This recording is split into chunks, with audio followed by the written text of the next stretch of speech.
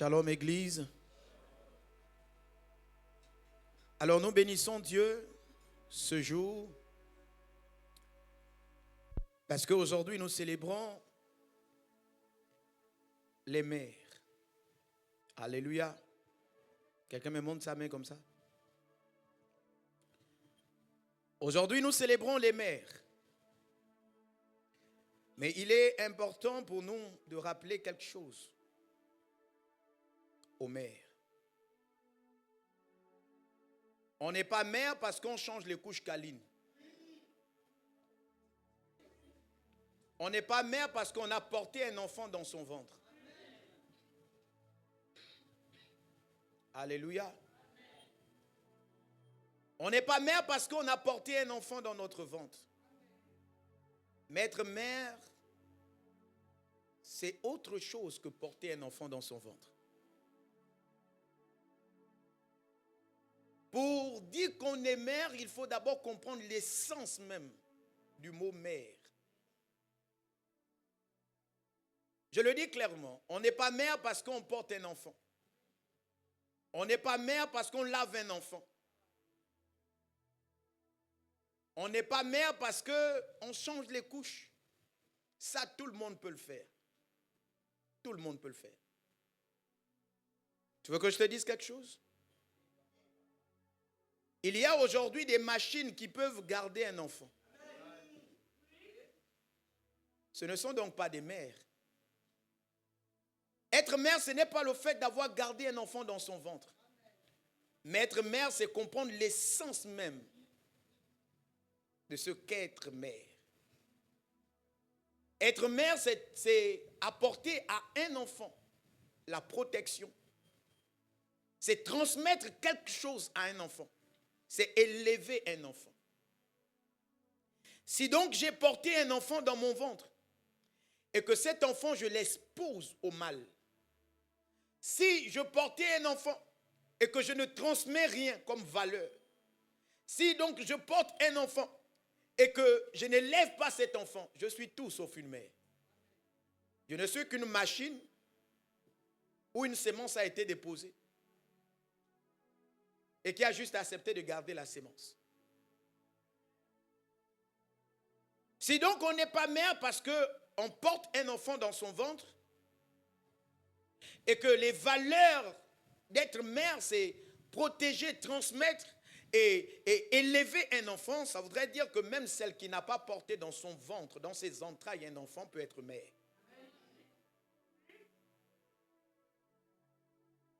Vous n'êtes pas mère parce que vous portez un enfant.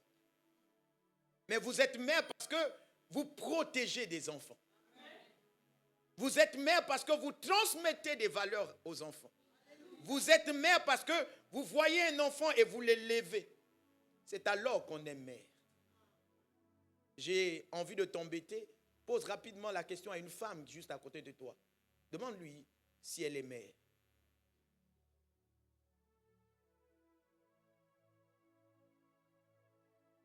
Vous savez, il y a des femmes qui n'ont jamais été des mères pour leurs enfants. Mais alors que l'enfant grandit et commence à chercher son épanouissement, on veut absolument que cet enfant nous nourrisse. C'est moi qui t'ai porté dans mon ventre. Mais tu m'as porté dans ton ventre, mais tu n'as rien fait pour moi. Vous savez, ce que les femmes ne comprennent pas, c'est que ce n'est pas un enfant de dire merci à sa mère, mais c'est à la mère de dire merci à son enfant. Car toutes les fois où vous portez un enfant, c'est une grâce que Dieu vous permet de recevoir. Me porter dans le ventre, être moi dans le ventre de ma mère, c'était une grâce pour ma mère et non une grâce pour moi. Parce que ce qui est sûr, moi, je devais naître. Non, tu n'as pas compris. Ce qui est sûr, moi, je devais naître. Mais moi, dans le ventre de ma mère, c'est une grâce que le ciel accorde à ma mère. C'est pourquoi quand Gabriel a rencontré la jeune Marie, il lui a dit, je te salue, toi à qui une grâce particulière. Parce que tout enfant est une grâce, mais Jésus est une grâce particulière. Gabriel dit à Marie, je te salue, toi à qui une grâce particulière a été faite. Tu es en train de porter le Christ dans ton ventre. Alléluia. Maintenant, il faut comprendre. Il faut comprendre comment est-ce que cet enfant viendra. C'est dommage de savoir que nous avons des mères qui ne connaissent même pas l'élection qui se repose sur nous. Quand vous ne connaissez pas l'élection sur chacun de vos enfants, vous n'êtes pas une mère. Vous n'êtes qu'une porteuse. Ce n'est pas mon enseignement. Sinon, je risque d'aller très loin. Alléluia. Est-ce que quelqu'un comprend? Est-ce que j'explique quelque chose à quelqu'un? Vous ne pouvez pas mettre les enfants au monde et vous contenter simplement à faire la nourriture. L'enfant ne vient pas pour manger. L'enfant vient pour accomplir quelque chose. Et pour accomplir ce pourquoi il est venu, il faut que celle qu'il a portée dans son ventre ait connaissance de qui elle est en train de porter. C'est pourquoi lorsque Rebecca portait Jacob et Ésaü, elle est allée consulter Dieu pour dire, mais il y a quelque chose qui se passe dans mon ventre. Et on lui a dit 2 nations. L'un sera assujetti à l'autre. Elle a commencé à donner l'éducation équilibrée à chacun. Est-ce que quelqu'un comprend? La femme de Manoah, qui est la mère de Samson, portant donc le petit Samson, on lui a dit, l'enfant que tu viens porter là, au fait, c'est par lui que la délivrance d'Israël va commencer. Et donc, à cause de lui, à cause de lui, toi, tu ne boiras ni vin.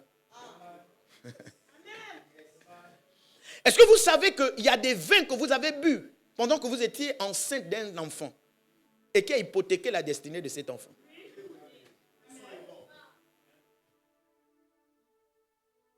Ne soyez pas surpris quand parfois vous voyez votre enfant en train de singer. Parfois vous avez mangé du singe sur sa grossesse.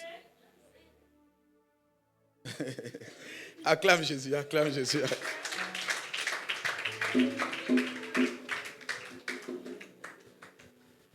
Au fait, quand vous êtes enceinte, vous pensez que tout ce que vous mangez n'est qu'une nourriture pour vous satisfaire. Déjà, l'envie de manger ne vient pas de vous.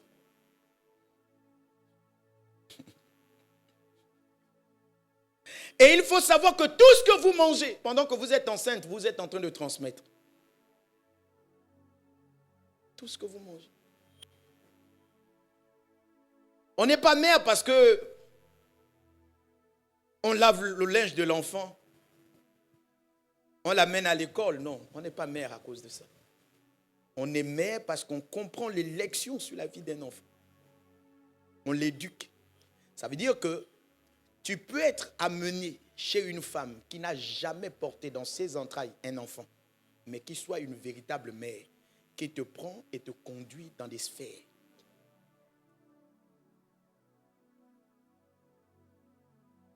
Vous savez, souvent Dieu permet certaines choses. On n'est pas toujours très heureux de ce que Dieu permet quand ça ne tourne pas en notre faveur. Mais parfois Dieu le permet parce qu'il comprend l'élection qu'il a déposée sur toi. Parfois Dieu peut permettre que le jour où tu nais, quelques mois plus tard ou quelques semaines plus tard, ou encore quelques années plus tard, ton père et ta mère se séparent. Et ton père trouve une autre femme qui sera elle, ta mère. Parce qu'on sait que celle qui t'a porté, elle ne peut pas être une mère pour toi. Ça ne nous arrange pas. On aurait voulu que papa et maman soient là. Mais dans le plan de Dieu, Dieu voit que l'élection de l'enfant là, il faut qu'on l'amène une mère. Toi, tu n'es pas une mère. Alors, moi, il y a quelque chose qui m'inquiète.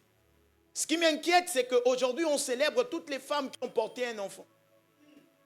Mais en réalité, elles ne sont pas toutes à célébrer.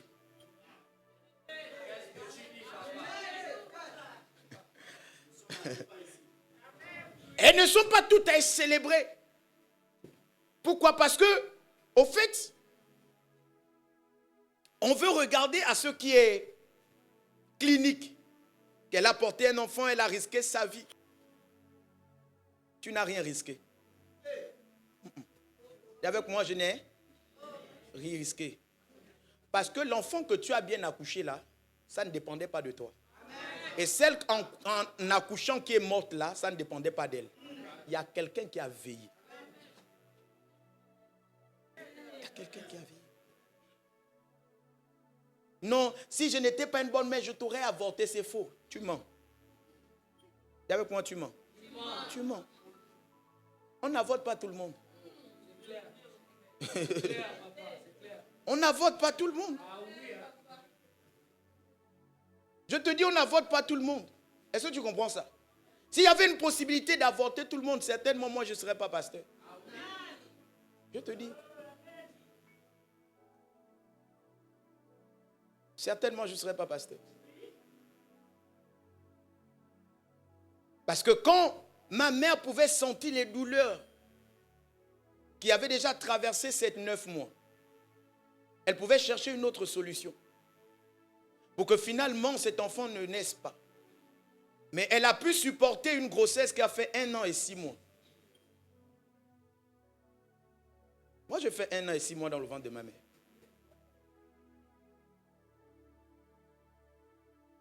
Oui. Ça t'embête? Oui. Elle pouvait chercher une autre solution. Je te dis, on n'avorte pas tout enfant. Ce n'est pas tout le monde qu'on avorte. Est-ce que quelqu'un comprend ça? On n'avorte pas tout le monde. Donc ne dis pas si je ne voulais pas te porter, je t'aurais avorté. Non, tu ne peux pas avorter le plan de Dieu. Satan, dans toute sa gloire, n'arrive pas à avorter le plan de Dieu. Ce n'est pas toi, un humain. Non, tu ne peux pas. Alléluia. Aujourd'hui, nous sommes à un culte où nous parlons en vérité du service. Et je voudrais ouvrir quelque chose. J'ai fait exprès de ne pas prendre le texte, mais ce texte se trouve dans les livres de titres, pour ne pas rentrer dans un enseignement typique pour la fête des mères. Alléluia. Mes titres rappellent quelque chose aux femmes, aux mères. Il dit dans ce texte-là que il faut que les mères à l'église enseignent aux jeunes filles comment aimer leur mari.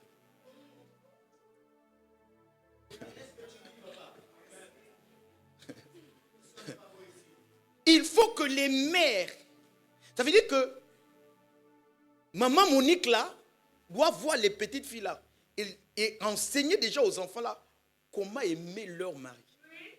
Souvent on est mal aimé. On est mal aimé parce que quelqu'un a désisté à son rôle.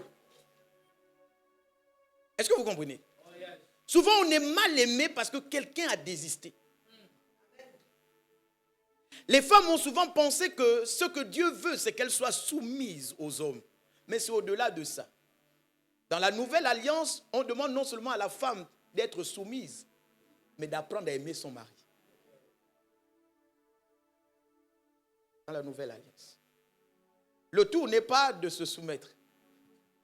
Il est d'abord question d'aimer et ensuite se soumettre. Et ça, les femmes n'ont pas connaissance de ces choses. C'est pourquoi Tite rappelle ça aux femmes, aux mères, pour dire que vous, ce que vous avez connu hier, avant de connaître le Christ, c'était une question seulement de se soumettre. Mais ce n'est pas suffisant pour accompagner les hommes de foi dans l'œuvre. Tu ne peux pas être une femme d'un homme de Dieu et mettre dans ton esprit que ce que j'ai à faire, c'est seulement me soumettre. Dans la nouvelle alliance, il est question de se soumettre et d'aimer. Ça, il faut que les femmes apprennent ça aux enfants. Aimer. Apprendre à aimer, ce n'est pas apprendre à laver les assiettes. Parce qu'il y a des femmes qui pensent que c'est parce qu'elles lavent tes assiettes qu'elles t'aiment. Parce qu'elles lavent ton linge qu'elles t'aiment. Ça ne veut rien dire. On peut engager une nounou. On peut engager quelqu'un pour faire ce service. Mais on n'engage pas des gens pour nous aimer. Tu peux avoir le milliard, tu ne peux pas engager des gens pour t'aimer. Ça, c'est une école. Oh, j'ai cru que tu devais acclamer Jésus. J'ai cru que tu devais acclamer Jésus. celui qui ne t'aime pas ne t'aimera pas. Celle qui ne t'aime pas ne t'aimera pas. Ce n'est pas parce qu'elle est à côté de toi. Et c'est parce que c'était un lourd fardeau. Alléluia. Et c'est parce que cela est un lourd fardeau. C'est pourquoi on pose ces choses essentiellement sur les mères pour dire que vous devez apprendre aux enfants à aimer. C'est quelque chose de très lourd. C'est quelque chose de très lourd. Quelqu'un me donne un bon amen. Ajoute un autre amen. Complète un autre amen. Alléluia. Il faut donc que la mère que tu es, tu sois au service de Dieu à l'église. Pas le genre de mère qui trie les enfants. J'ai vraiment pas envie d'enseigner sur ça.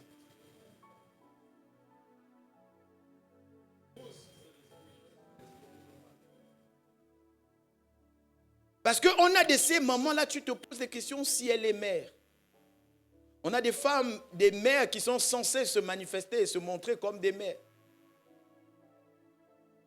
Mais qui, avec les petites filles, on a comme l'impression qu'elles sont en concurrence. Même à l'église. Elle te voit, tu es bien habillé, bon tissage, elle te toise. Vous n'avez rien fait. C'est-à-dire, vous n'avez aucun problème, mais elle te toise quand même. Toi, tu viens avec du bon sens pour dire bonjour, maman. Elle te zappe, elle passe. Et après, quand tu viens l'interpeller, elle te dit, oh non, je ne t'avais pas vu, c'est fou, elle t'a vu. Elle t'a vu. Il y a quelque chose en toi qui la dérange. Quand on est mère dans le Seigneur, on a pour responsabilité d'être mère de toutes les filles de l'église. C'est pourquoi je vous disais, lorsque j'enseigne sur le service, je vous ai dit que, écoutez-moi bien, je vous ai dit que ce n'est pas parce que vous êtes vieille que vous ne pouvez pas servir dans la maison du Seigneur. C'est juste parce que vous ne savez pas qu'en tant que vieille, vous avez des rôles à jouer. Et aujourd'hui, c'est un jour essentiel pour vous rappeler qu'en tant que mère, vous avez un travail à faire. Oui, vous ne pouvez plus peut-être modérer. Oui, vous ne pouvez plus prêcher. Mais vous avez le devoir de prendre les jeunes filles et les enseigner. Comment bien se marier. Nous, les hommes, on est encore obligés de faire les maris-toi bien. Alléluia. Quelqu'un peut acclamer Jésus.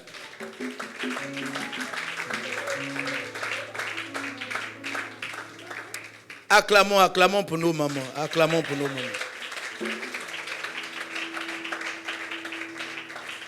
Ne chauffez pas les bancs, mais soyez au service. Ne chauffez pas les bancs. Tu n'es pas trop vieille pour ne pas servir. Alléluia. Alors permettez-moi de parler de mon enseignement, de donner mon enseignement de ce matin. Je parle ce matin sur le thème qui s'intitule « Ceux qui choisissent de rester cachés derrière leurs feuilles de figuier ». Alléluia. Alléluia. Quelqu'un est là avec moi? Donne-moi un bon amen. Ajoute un autre amen. La vérité est que chacun de nous désirons grandir. Chacun de nous désirons être grand. J'ai envie que demain l'on m'appelle un grand homme de Dieu. Tu as certainement envie que demain on t'appelle grand musicien, grand pianiste, grand batteur, grand bassiste. C'est très bien, ce n'est pas mauvais. Sauf que parfois, vous ne comprenez pas certaines choses. Alléluia. Et je vais vous enseigner ces choses.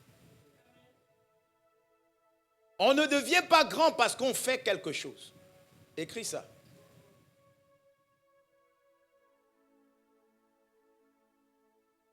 On ne devient pas grand parce qu'on fait quelque chose. Alléluia. Ce que vous faites est un don. Alléluia. Et personne ne devient grand parce qu'il a un don. Quelqu'un me donne un bon amen? On ne devient pas grand parce qu'on a un don. Parce que tous ceux qui ont un don sont au même niveau. Tous ceux qui ont un don sont au même niveau. L'apôtre Paul le dit dans le livre de 1 Corinthiens. Il dit que chacun de nous avions reçu un don, mais d'un même esprit. Et parce que c'est le même esprit, c'est pourquoi nous tous, nous sommes au même niveau. Personne n'est grand parce qu'il manifeste un don. Personne n'est grand parce qu'il fait quelque chose. Mais on est grand parce qu'on est au service. Alléluia. On est grand parce qu'on est au service. Les gens confondent être au service et faire quelque chose. Il y a une différence entre être au service et faire quelque chose. Il y a une différence entre modérer parce que tu es de service et modérer parce que tu fais quelque chose. Quelqu'un me donne un bon amen? Amen. Ajoute un autre amen. Amen. Écoutez, vous n'allez jamais être un grand modérateur si vous modérez parce que vous faites quelque chose. Mais vous deviendrez un grand modérateur si vous venez modérer parce que vous servez.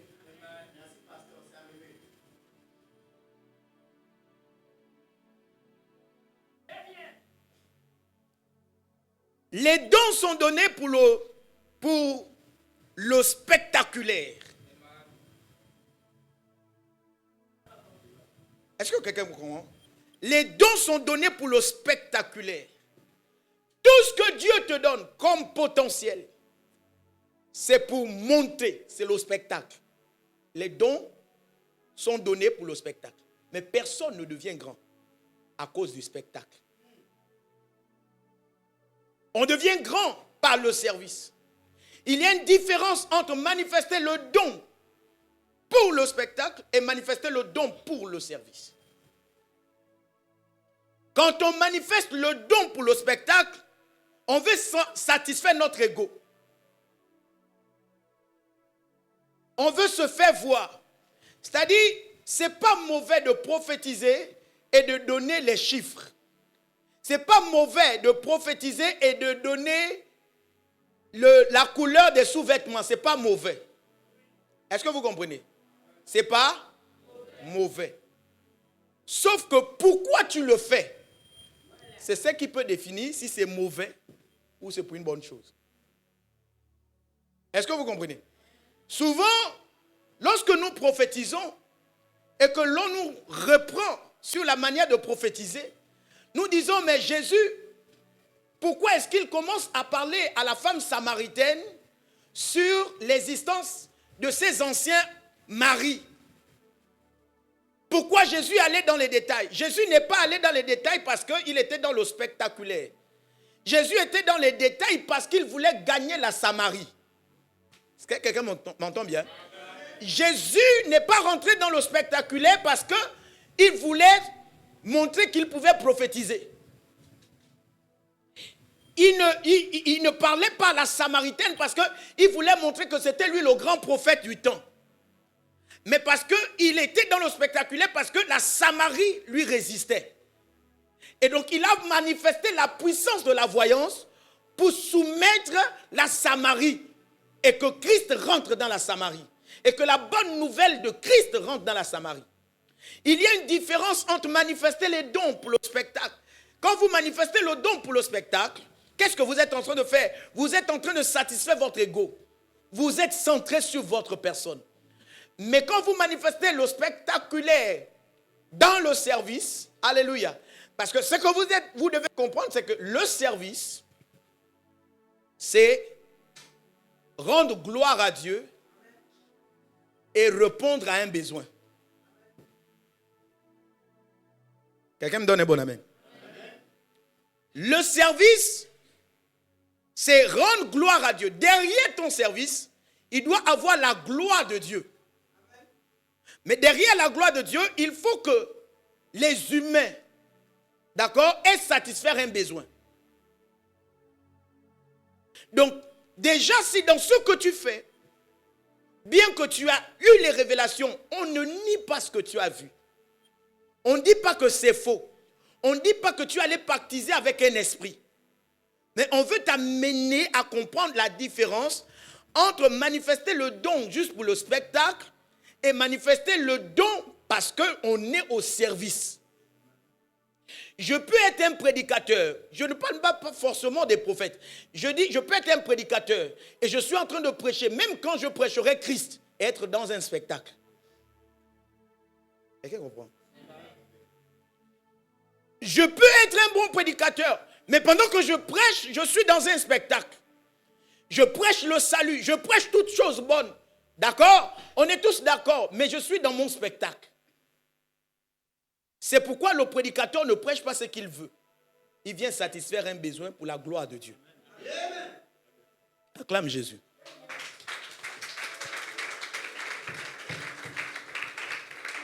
Alléluia.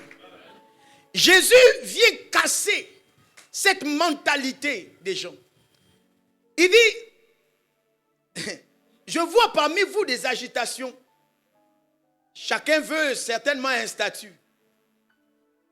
Chacun veut certainement, après moi, dira c'est moi le premier qui l'a choisi. Mais je voudrais vous enseigner sur la notion de la grandeur. Comment est-ce qu'on grandit? Lisons un peu Matthieu.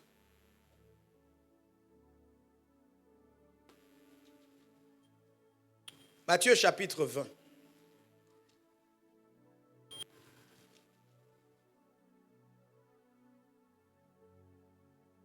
On va prendre du verset 26.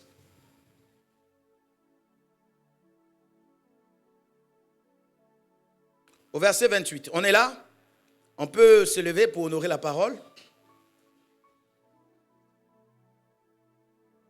Il dit, et si nous répondons des hommes, nous avons la crainte de la foule, car tous tiennent Jean.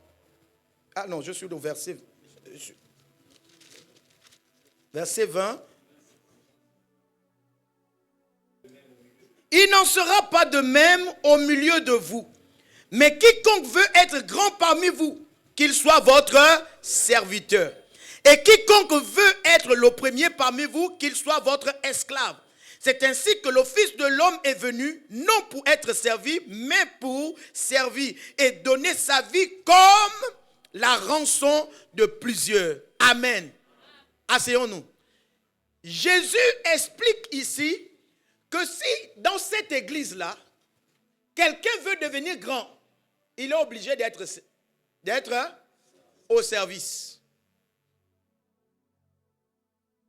Et si tu veux monter encore à un niveau supérieur, il faut quitter de la dimension du service à la dimension de l'esclavage. On n'est pas grand parce qu'on manifeste les dons. On est grand parce qu'on sait.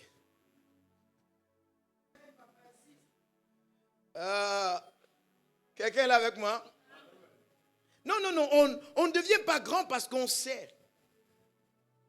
On ne devient pas grand parce qu'on manifeste un don. Mais on devient grand parce on fait quelque chose. On sert Dieu. Alléluia.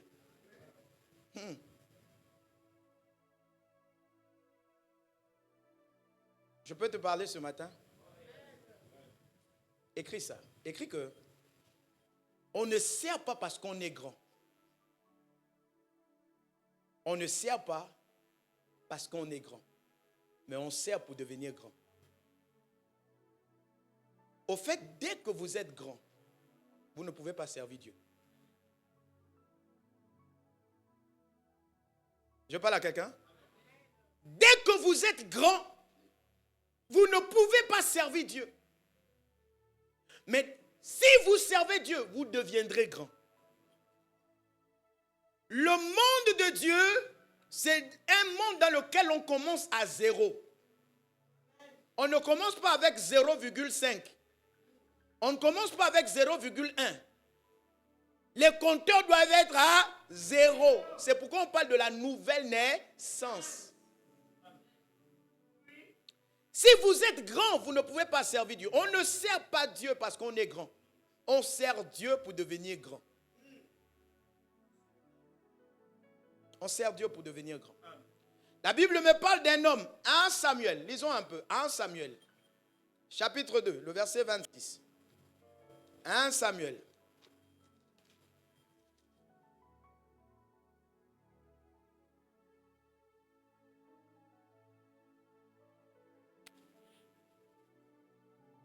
Il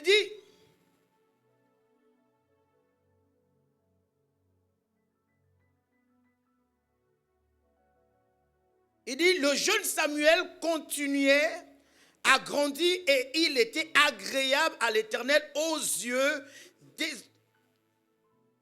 à l'Éternel et aux hommes. Alléluia. Il continuait à grandir. Mais il grandissait comment?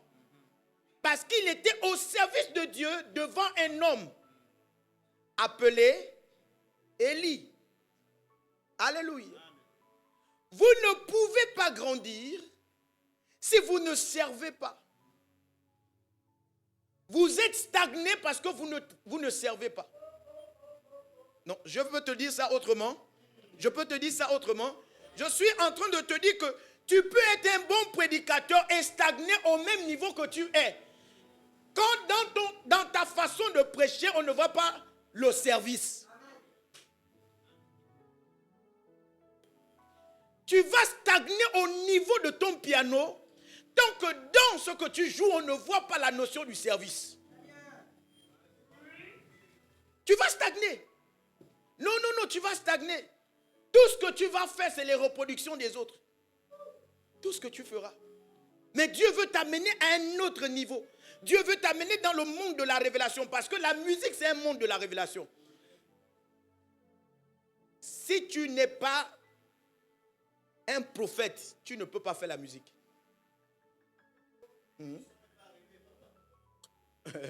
Quelqu'un n'a pas compris. Si tu n'es pas prophète, tu ne peux pas faire la musique. Parce que la musique, c'est un monde de révélation. Les accords que tu as plaqués là, parce que quelqu'un était dans un sphère pour sortir ça. Il y a des personnes qui ont sorti des mélodies, qui sont les mélodies compliquées. Quand tu vois, on te parle de quelqu'un comme Mozart, il a des mélodies qui ne peuvent pas périr dans le temps.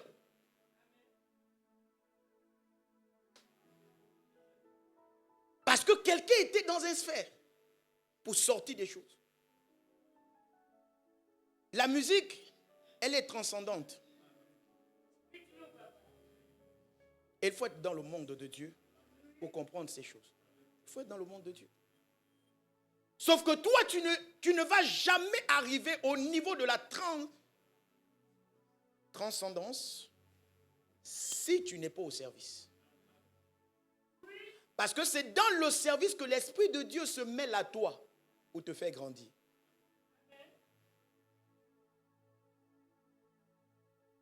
On n'est pas grand parce qu'on fait quelque chose. On est grand parce qu'on est au service de Dieu. Et quand on est au service de Dieu, il y a donc l'Esprit qui se repose sur toi. C'est alors que Nicodème peut venir dire à Jésus, nous savons que tu es le docteur venant du ciel. Quand vous êtes au service, l'huile de distinction vient sur votre tête. Au milieu de votre collègue, vous êtes distingué. C'est le service. C'est le service. Le service, c'est rendre la gloire de Dieu à Dieu et satisfaire un besoin. Ce que tu fais, est-ce que tu satisfais un besoin? Et ce que tu fais, est-ce que Dieu trouve sa gloire à l'intérieur? Alléluia. Des gens n'ont pas compris. Souvent, on se pose beaucoup de questions. Comment les autres font pour entendre la voix de Dieu? Et moi, je n'arrive pas à entendre la voix de Dieu. Tu n'entendras jamais la voix de Dieu si tu n'es pas au service. Le service vous permet d'entendre la voix de Dieu même quand elle se fera rare.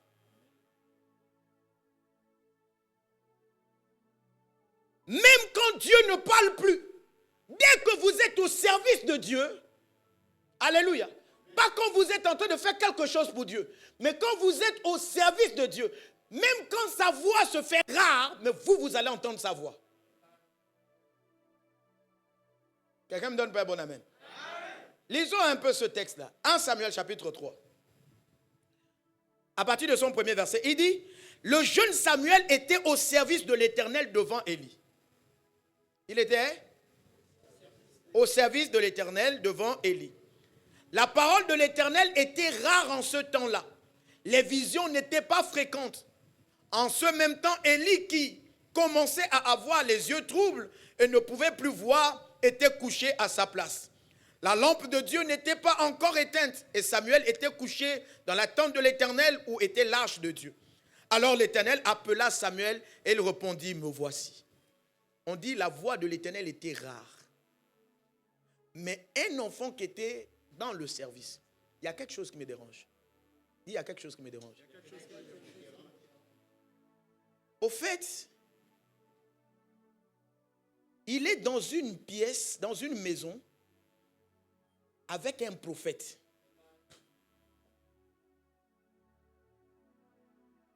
Élie était un prophète. Et les prophètes n'ont même pas besoin d'entendre une voix. Ils sentent. Est-ce que tu comprends? Le prophète sent. Sauf que Dieu a parlé et même Élie n'a ni senti ni entendu. Mais il y avait un jeune homme, il était au service, qui a entendu la voix et qui est sorti, me voici. Le service vous permet d'entendre la voix de Dieu, même quand elle se fait rare. Au milieu d'une multitude de personnes qui n'ont plus entendu la voix de Dieu de manière audible. Parfois on dit, on a entendu Dieu de manière audible. Les gens se posent des questions, mais toi tu veux montrer que quoi? Non, c'est parce que je suis au service. C'est parce que je suis au service. Le service a une force que vous ne comprenez pas, que vous ne soupçonnez pas. Mais bien aimés, soyez au service de Dieu. Soyez au service de Dieu. C'est parce que vous n'êtes pas au service de Dieu.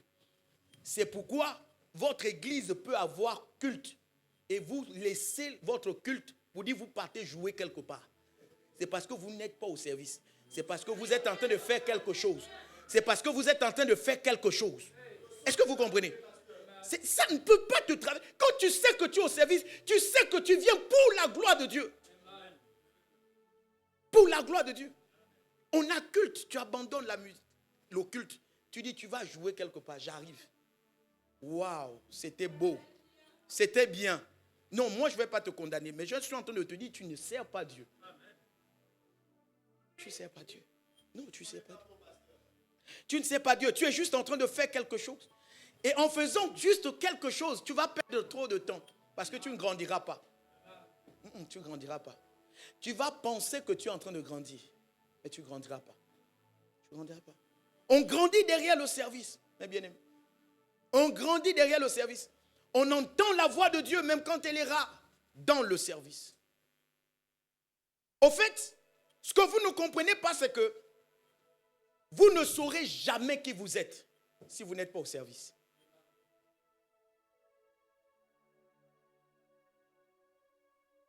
Le service révèle les choses qui sont enfouies en vous.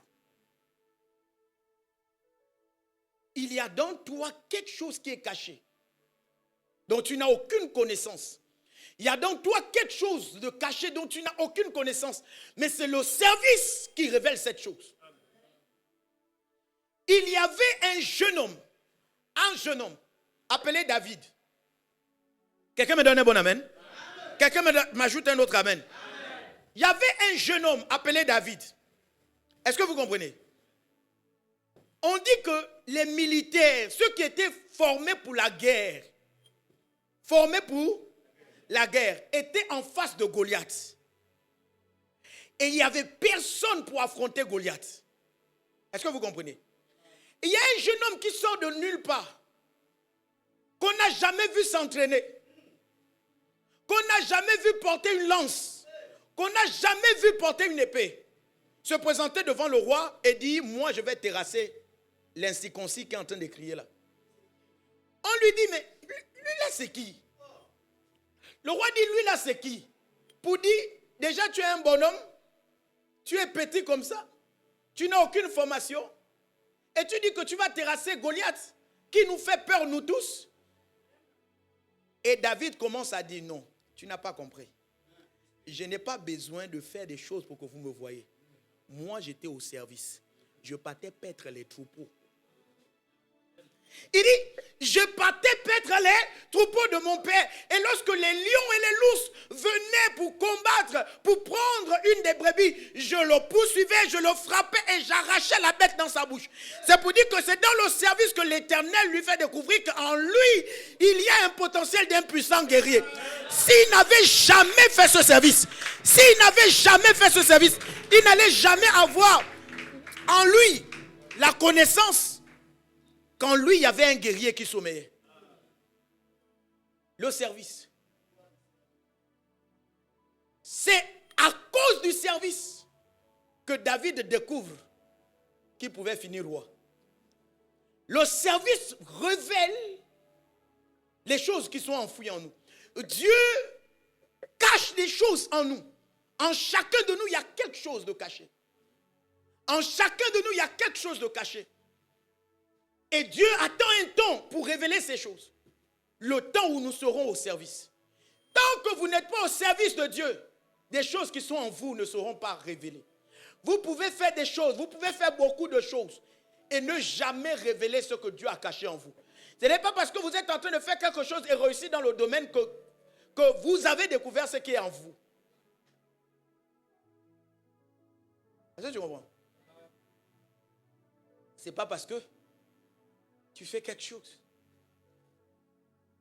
Il y a un homme qui pendant toute sa vie cherchait à faire trop de choses. Il cherchait à faire trop de choses.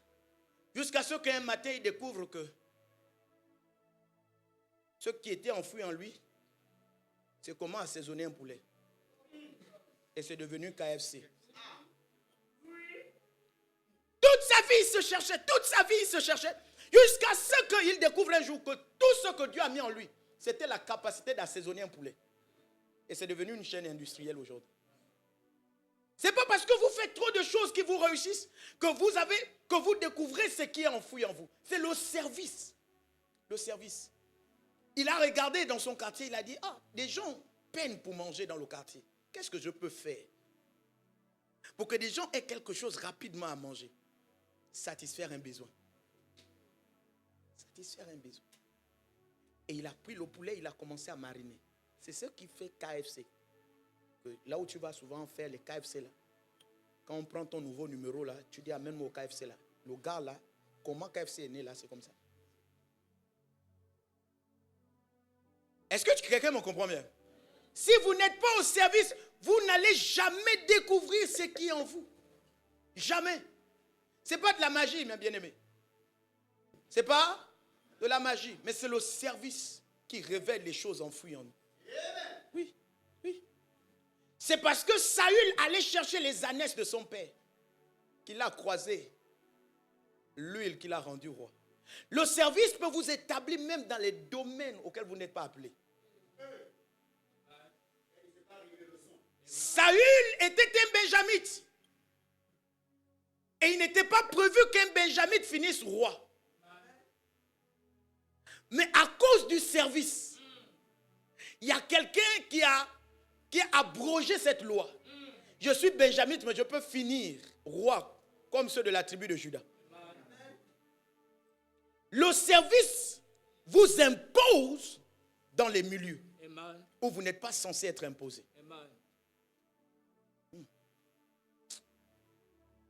Joue-moi quelque chose de bien en bas. Joue-moi quelque chose de bien.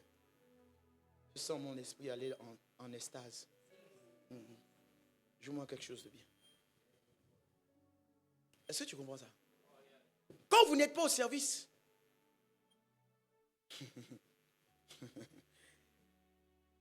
vous allez pleurer. Derrière le service se cachent beaucoup de choses. Derrière le service se cachent des enfants. Donne-moi un bon amen. Amen. Donne-moi encore un autre amen. Amen. Derrière le service se cachent des enfants. Je vais te parler de ça mardi. Mais j'ouvre quelque chose. J'ouvre quelque chose.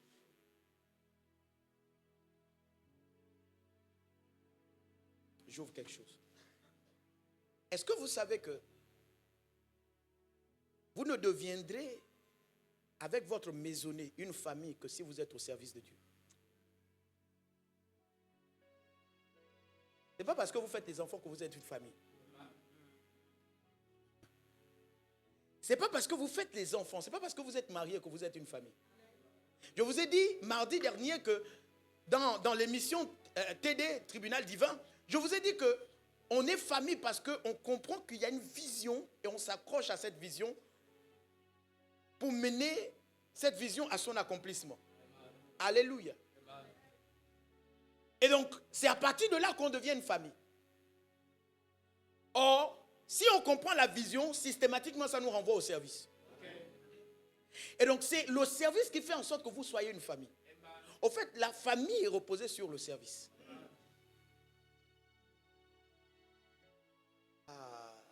Donnez un bon amen. Ajoute un autre amen. Il y a quelque chose qui me dérange avec un homme qu'on appelle Jacob. Est-ce que tu vois? Non, là je suis encore en train d'introduire. Je ne suis pas encore dans le message. Je suis en train de te dire quelque chose. Il y a un homme qui m'embête dans la Bible, on l'appelle Jacob. La Bible dit que quand il est arrivé chez Laban, il a trouvé une jeune femme appelée Rachel. Elle était belle. Et il a voulu Rachel comme une femme. Il a payé de 7 ans de service pour avoir Rachel. Alléluia. Son beau-père Laban l'a trompé. Et lui a donné à la place de Rachel, Léa. Et il a encore servi 7 autres années pour avoir finalement Rachel. Sauf que pendant que les deux étaient en train de faire des enfants, alléluia, pendant que les deux étaient en train de faire des enfants, Dieu trouvait qu'il n'était pas encore une famille. Dieu trouvait qu'il n'était pas une famille. Et c'est celle-là qui était laide là, Léa, qui a compris le code. Elle faisait les enfants parce qu'elle voulait que son mari l'aime. Parce qu'elle était vilaine. Maintenant, elle a fait un autre qu'on appelle Lévi. Elle a dit maintenant, je fais cet enfant-là pour plaire à Dieu. Je mets cet enfant au service de Dieu. Et quand Dieu a entendu ça, il a mis son huile sur Lévi pour dire maintenant, ceux qui vont me servir, ce seront ceux de la tribu des Lévites. Alléluia. Et dès qu'ils ont commencé à se constituer en famille, Rachel qu'on aimait est morte. Qu'est-ce que tu dis, papa? Est-ce que tu comprends ça? Le service, frère. Au fait, parfois tu te bats avec une rivale. Tu n'as pas besoin de te battre avec une rivale. Quand tu sers Dieu, Dieu liquide ta rivale. Dieu la liquide. Dieu la liquide. Tu n'as pas besoin de te battre. Le problème qui t'embête, c'est parce que tu n'es pas au service. Tu n'es pas au service. Le service apporte la délivrance dans la vie d'une femme. Oh. Je dis le service apporte la délivrance. Parce que tant que cette femme était là, tant que Rachel était là, on n'allait jamais aimer Léa. Quand elle a compris qu'il fallait mettre un enfant au service de Dieu, on a rapatrié Rachel. Est-ce que vous comprenez? Le service, c'est parce que vous ne comprenez pas la valeur. Quand on vous demande d'être au service de Dieu, vous pensez qu'on veut vous emmerder. Vous pensez qu'on veut vous embêter. On veut juste vous demander de faire quelque chose. Non. Quand vous êtes au service de Dieu, vous vous découvrez. Quand vous êtes au service de Dieu, vous obtenez les délivrances sans les prières. Sans les prières de combat spirituel. Quand vous servez Dieu, vous atteignez des dimensions que vous n'aurez jamais pu atteindre. Derrière le service, il y a beaucoup de choses cachées. Derrière le service, il y a beaucoup de choses cachées. Alléluia. Quelqu'un me donne un bon amen. Quelqu'un m'ajoute un autre amen. Maintenant, laisse que je rentre dans mon message. J'ai dit, je prêche ce matin sur un thème qui s'intitule « Ceux qui choisissent de se cacher derrière leur feuille de figue. » Lisons un peu Genèse chapitre 3.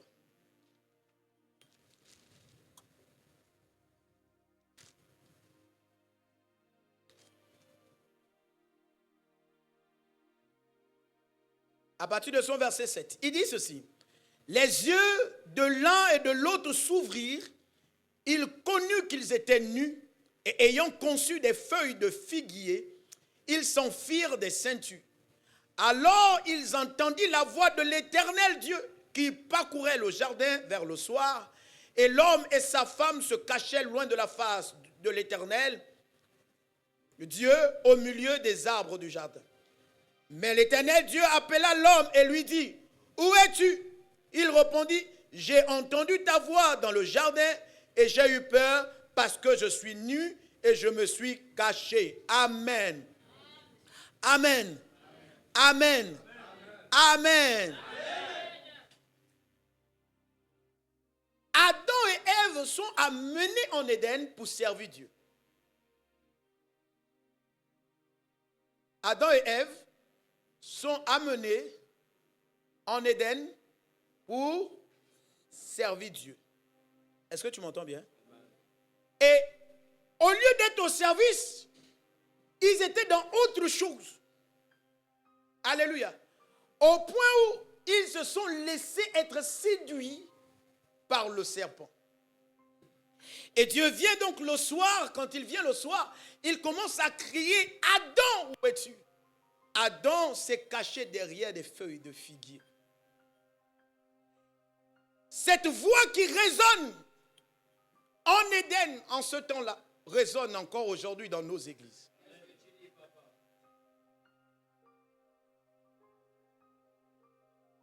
Cette voix résonne et te demande, le mien, où es-tu? Et demande, Renaud, où es-tu? Je vous ai dit que le où es-tu de Dieu, ce n'est pas parce qu'il ne connaissait pas où ils étaient. C'est parce qu'il les attendait quelque part et ils n'étaient pas là où ils devaient être. La question aujourd'hui t'est posée. Brillant, où es-tu? Où es-tu? Dieu crie. Où es-tu?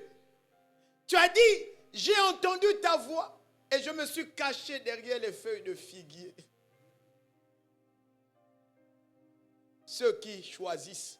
Vous savez, à l'église, il y a ceux qui choisissent de se cacher derrière les feuilles de figuier et qui refusent de répondre à l'appel solennel de Dieu.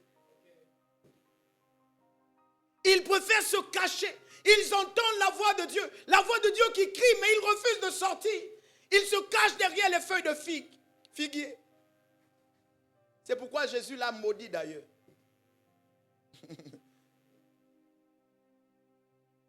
Alléluia. Quelqu'un me donne un bon amen.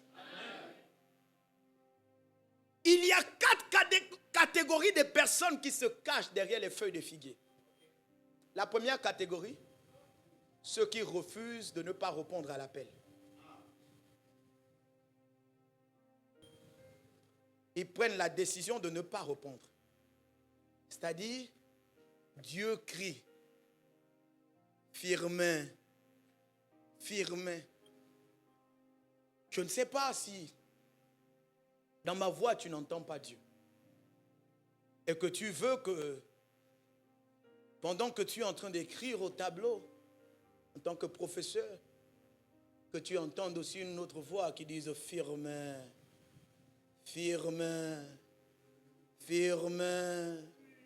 Tu es appelé à servir à Rehoboth. Parce que moi, dans ma voix, tu n'écoutes pas la voix de Dieu. Sauf que cette voix que tu as envie d'écouter, pendant que tu seras au tableau, elle ne viendra pas. Elle ne viendra pas. Elle viendra par moi. Et je suis en train de te l'annoncer aujourd'hui. Firmin, où es-tu? Pose-toi la question ce matin, où suis-je? La première catégorie de ceux qui se cachent derrière les feuilles de figuier sont ceux qui ne répondent pas à l'appel. Ils se cachent là. Pourquoi? Parce qu'ils ont 3 problèmes. Et avec moi, ils ont 3 problèmes. Dis encore, ils ont 3 problèmes. Regarde le verset 10. On va voir les 3 problèmes qu'ils ont dans le verset 10. On va lire à partir du verset 9, 10 pour comprendre. Mais les 3 problèmes qu'ils ont se trouvent dans le verset 10. Il dit ceci. Mais l'Éternel Dieu appela l'homme et lui dit, où es-tu? Maintenant, ceux qui ne répondent pas aux appels, voilà leurs arguments. Il répondit, j'ai entendu ta voix dans le jardin. Donc, ils ont bien entendu là. Ils ont bien entendu. Ils entendent la voix de Dieu. Ce n'est pas qu'ils n'ont pas entendu la voix de Dieu. Mais malgré qu'ils entendent la voix de Dieu, ils choisissent de se cacher. Maintenant, qu'est-ce qui les amène à se cacher? Ils disent, j'ai eu peur parce que je suis nu. Premier problème, la peur. Deuxième problème, la nudité. Le troisième problème, la cachette. Alléluia. Alléluia. Donne-moi un bon amen. C'est quoi on appelle avoir peur? Quand il disait, j'ai entendu la voix et j'ai eu peur là, qu'est-ce qu'il était en train de dire?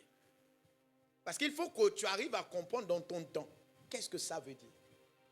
Ceux qui ont peur pour répondre à l'appel sont ceux qui ont peur de l'échec.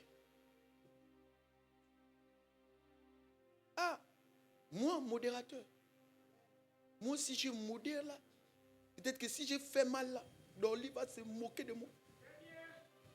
Peut-être que là, l'autre va se moquer de moi. On va dire, mais il fout quoi là? En fous-toi de comment les gens vont voir ça. On ne répond pas à l'appel en regardant ce que les autres vont vous dire.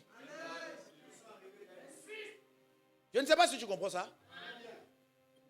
Au fait, Jésus a dit, vous n'aurez pas toujours une occasion de faire ce que vous devez faire là. Vous n'aurez pas toujours une occasion de faire ce que vous devez faire là. Vous n'aurez pas toujours une occasion. Quand Dieu t'appelle, tu n'auras pas toujours une occasion de l'entendre. Quand on te tend les mains, tu n'auras pas toujours. Je vous dis quelque chose. Vous n'aurez pas toujours l'opportunité de servir dans ce ministère. Parce que le temps viendra. Est-ce que tu comprends? Où on aura le banc de touche et la réserve. Sur chaque instrument, on aura le banc. C'est-à-dire, on a les titulaires. On a les remplaçants. On a la réserve. On a les cadets. On a les minimes. On a les U-6. C'est là où tu vas comprendre que quand ce temps arrivera, tu n'auras plus l'occasion de servir Dieu.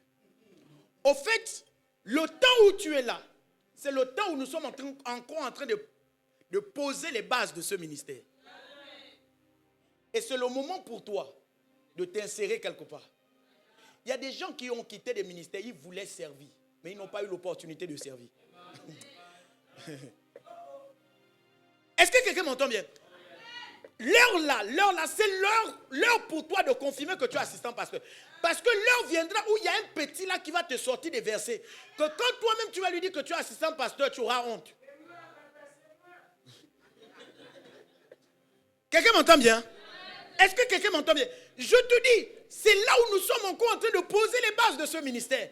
Que toi, tu dois t'infiltrer dans un département et bien faire ton service. Je te dis la vérité. Qu'est-ce que les gens diront? Est-ce que je vais venir mal prêcher? Viens mal prêcher. Je te rappelle que moi, la première fois que je prêche dans ma vie, je ne savais pas que je devais prêcher. Et quand je suis quitté de la prédication le jour-là, j'ai dit plus jamais. Plus jamais. Plus jamais.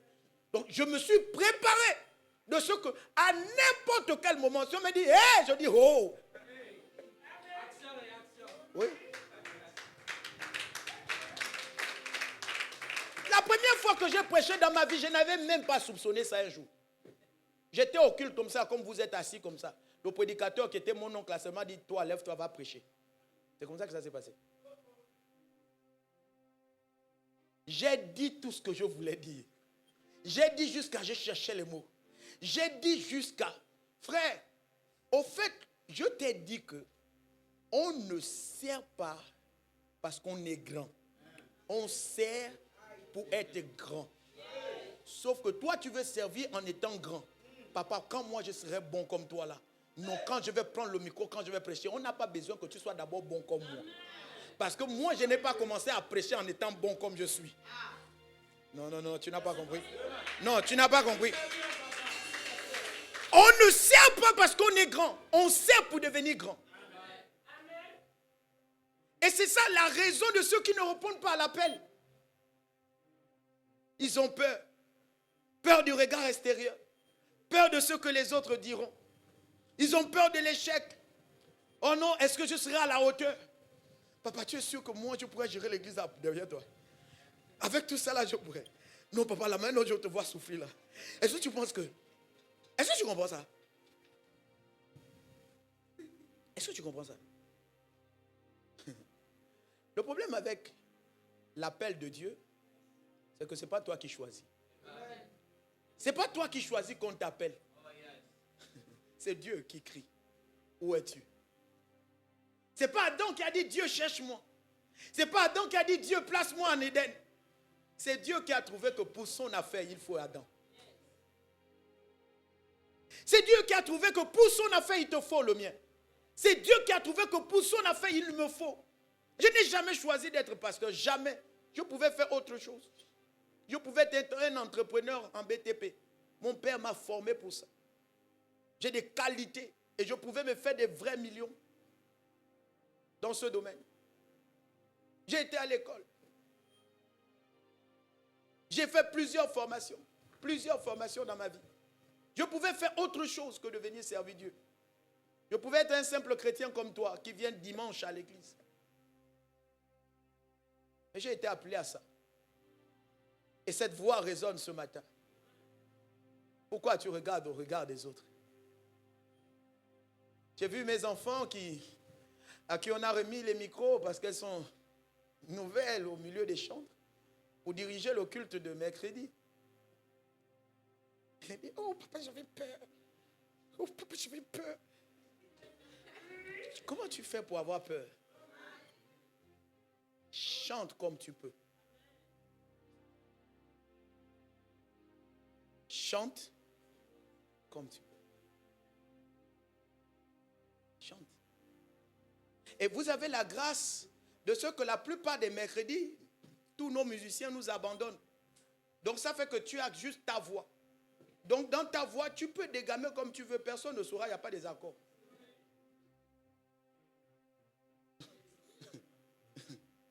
Est-ce que tu comprends? Tu peux dégamer. Et quand tu vas apprendre à bien chanter comme ça, dimanche, quand il y aura des accords, tu vas chanter. Est-ce que quelqu'un m'entend bien? N'aie pas peur. Dis à ton voisin, n'aie pas peur. N'aie pas peur. Réponds à l'appel. N'aie pas peur, réponds à l'appel.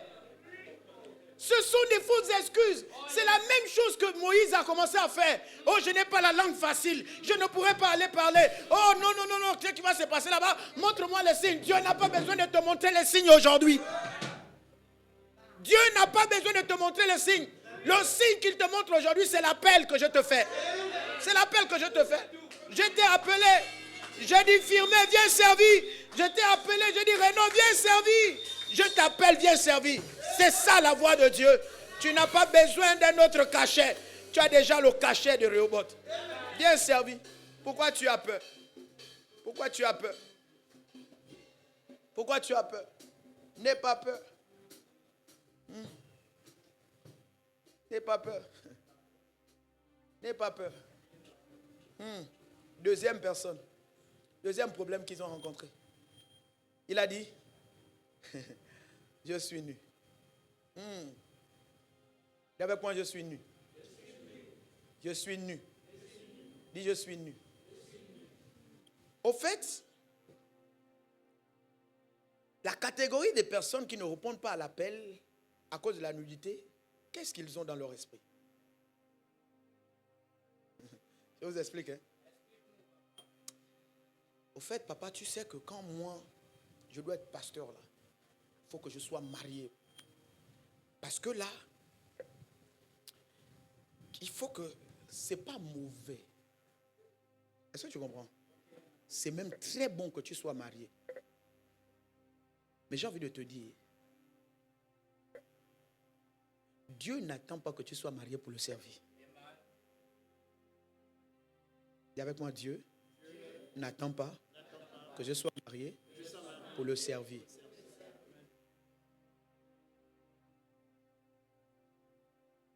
Ceux qui parlent de leur nudité sont ceux qui exposent leur péché. Je ne suis pas encore trop sainte pour aller servir Dieu. Je ne suis pas. Dieu a fait exprès d'avoir permis à Adam et Ève, dès le début de leur vie, d'être nus.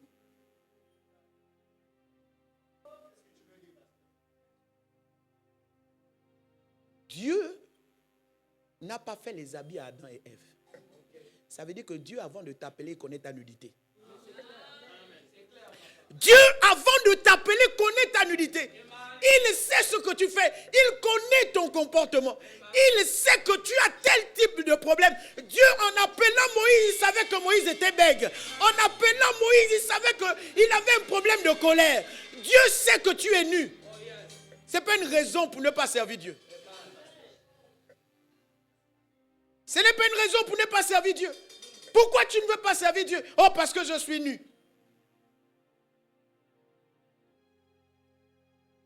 Tu as avorté 15 fois, ce n'est pas grave. Le Seigneur te pardonne, viens le servir. C'est pas grave. C'est pas grave. Dieu, pour montrer à l'humain que je te connais dans les détails, c'est pourquoi il n'a pas permis que dès le commencement, Adam et Ève aient des habits. Dieu connaît ta nudité. Ce n'est pas les habits qui cachent ta nudité devant Dieu. Est-ce que je parle à quelqu'un? Je dis, ce ne sont pas tes habits qui cachent la nudité, ta nudité à Dieu. Dieu connaît que tu es nu. Ce que tu ne montres pas aux gens à l'église comme défaut, là, Dieu connaît ça. Je suis en train de te dire que celui qui te prêche n'est pas un homme parfait. Celui qui te prêche n'est pas un homme parfait. Je travaille pour atteindre le but, pour atteindre la perfection. Et donc, imagine-toi que je suis caché quelque part pour dire, j'attends d'être saint avant de venir prêcher. Toi, tu ne seras pas enfant de Rehoboth aujourd'hui. Et les grâces que tu as reçues à Rehoboth devaient attendre parce que quelqu'un ne répondait pas à l'appel. Tant que Moïse n'avait pas répondu à l'appel, le peuple d'Israël devait encore et encore rester en esclavage. Souvent, des gens sont bloqués même dans vos familles parce que vous n'avez pas encore répondu à l'appel.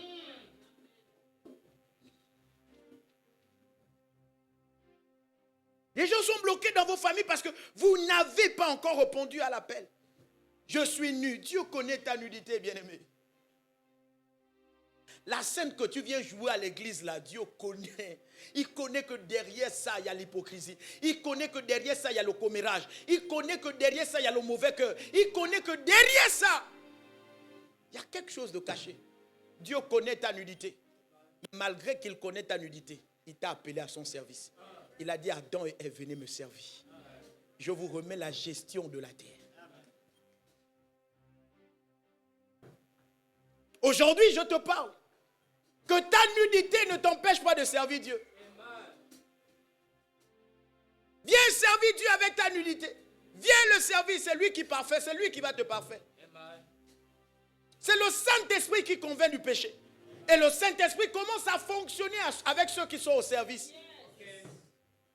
Le Saint-Esprit bonifie ceux qui sont au service. Tant que tu n'es pas au service, tu ne seras pas bonifié. Jamais, jamais. Le Saint-Esprit bonifie ceux qui sont au service. Oui. Pourquoi tu traînes? Pourquoi tu traînes les pas? Pourquoi tu traînes les pas, bien-aimé? Qu'est-ce qui te bloque? Qu'est-ce qui te bloque? Qu'est-ce qui te garde? Qu'est-ce qui te garde? Qu'est-ce qui te garde? J'ai eu peur. Je suis nu. Tu as toutes les raisons pour ne pas servir, pour ne pas répondre à l'appel. Alléluia.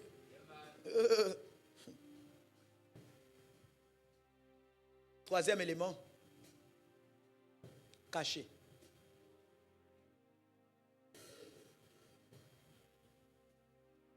Ça c'est un point bizarre. Il y avait quoi un point bizarre? Au fait, ceux qui se cachent là, c'est quelle catégorie de personnes?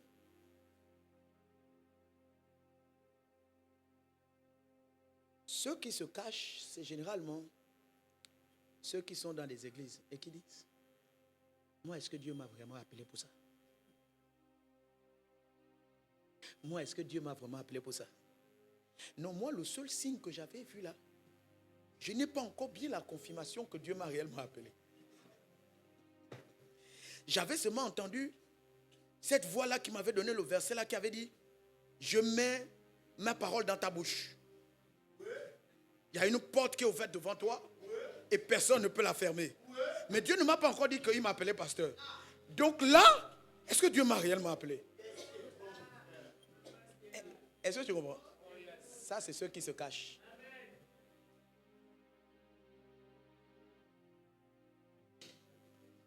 Maintenant, je vais t'expliquer quelque chose.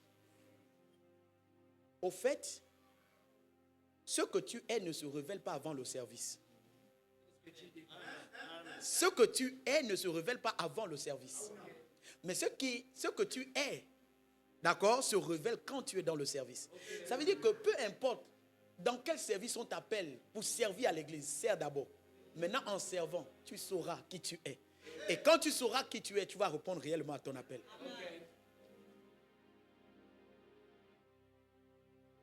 Est-ce que tu comprends? Ce que tu es n'est pas révélé avant le service. Non. C'est dans le service que ce que tu es révélé. Donc, tant que tu ne réponds pas au service, ce que tu es ne viendra pas. Alléluia. Je pensais trop que j'étais pasteur.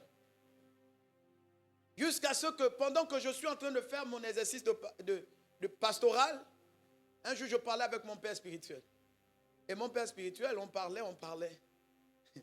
Et je lui dis, papa, les gens disent que je suis un bon pasteur. Il dit, tu es tout sauf un pasteur.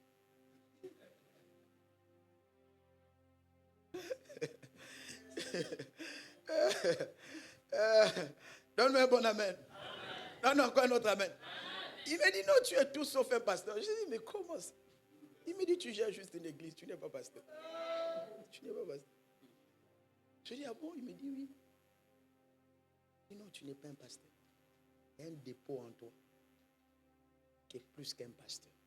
Tu es un apôtre. Est-ce que tu comprends ça? Et j'ai compris que c'est à cause de cette grâce que nous avons un ministère ici. Parce qu'il n'y a qu'un apôtre pour avoir une église ici. Oui, un pasteur ne peut pas avoir l'église là où nous sommes. Ce n'est pas possible. On t'aura abattu depuis. Est-ce que quelqu'un m'entend bien?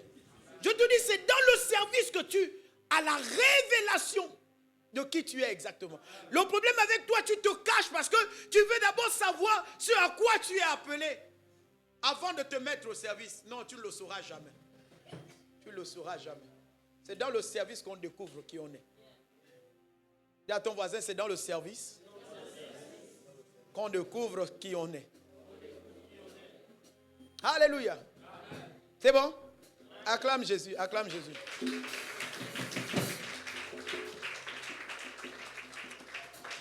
Donc ça, c'est la catégorie de ceux qui ne répondent pas à la voix. Ça, c'est la première catégorie. La deuxième catégorie, c'est ceux qui répondent à l'appel, mais à côté.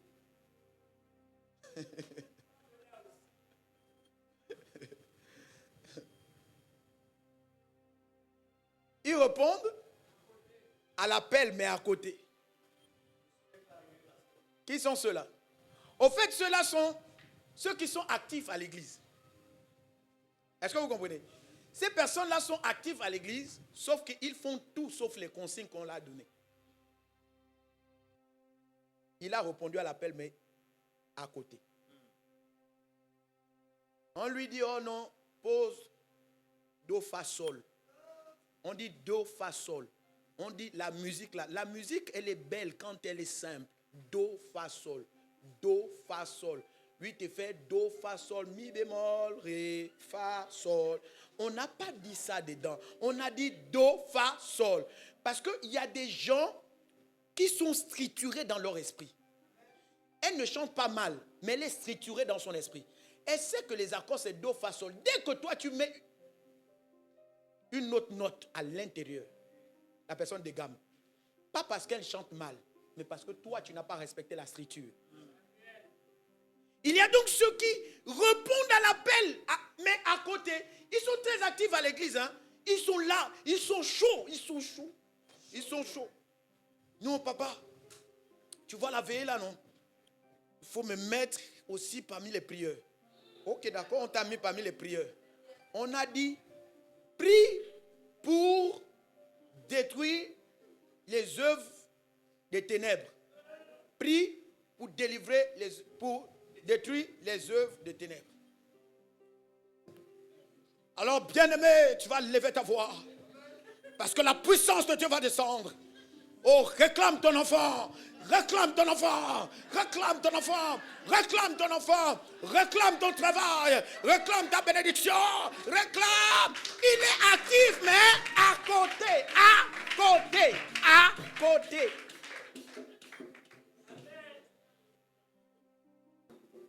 On ne t'a pas dit prie pour la... Parce que c'est structuré. On a peut-être 4 personnes qui doivent prier. Et chacun a son sujet. Toi, tu entremêles les pinceaux. Donc, toi seul, tu as déjà ramassé la prière des trois autres. Donc, quand eux, ils viennent, on a comme l'impression qu'ils viennent juste répéter ce que toi, tu as déjà fait. Parce que toi, tu ne respectes pas ce qui a été donné. Donc, il y a ceux-là qui répondent à l'appel. Ils sont actifs. Ils sont prompts à répondre à l'appel. Mais sauf qu'ils répondent à côté.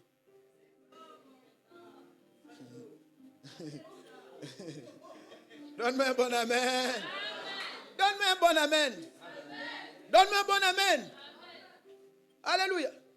Oui, ceux qui répondent à côté, ils sont là. Ils répondent souvent à côté. Dès qu'ils voient le goût de la musique, quelqu'un est en train de l'idée, il y a une roulade sort de nulle part. Est-ce qu'on roule quand on lead? Est-ce qu'on a...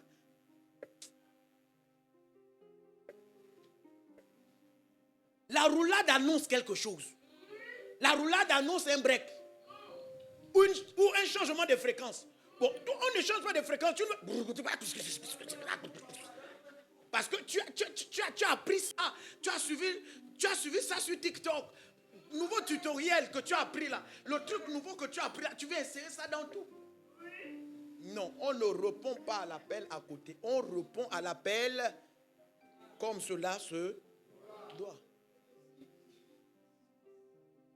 Donne-moi un bon amen.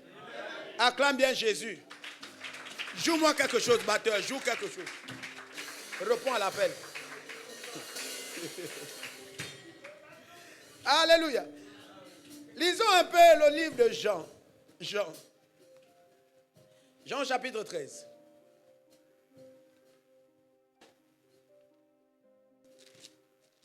Tu es là? Jean chapitre 13, le verset 15. Il dit quoi? Quand je vous ai donné un exemple, afin que vous fassiez comme je vous ai fait. Jésus a dit, je vous ai donné un exemple, afin que vous fassiez comme je vous ai fait. Jésus lui-même n'est pas venu satisfaire son ego. Il a fait exactement la mission qui lui a été demandée. Et le désir de la personne de Christ, c'est que nous fassions comme lui. Comme lui. Fais exactement ce qu'il faut faire. Est-ce que tu comprends? Réponds à l'appel, mais ne réponds pas à l'appel à côté. Est-ce que tu comprends? Réponds à la, mais ne réponds pas à l'appel à côté. C'est 7 dimensions de marche, 7 dimensions. Toi, tu nous ajoutes 8. Tu ne t'arrêtes même pas là, tu nous ajoutes même 9e. Est-ce que tu comprends? Tu ne t'arrêtes pas à 8. Tu trafiques maintenant. C'est-à-dire qu'on a déjà parlé victoire. Après, tu dis non, je sens l'atmosphère. On va réclamer maintenant. On va réclamer. Tu veux réclamer quoi? Tu réclames quoi? Tu réclames quoi? Tu réclames quoi? C'est 7 dimensions. 7 de marche. 7 dimensions.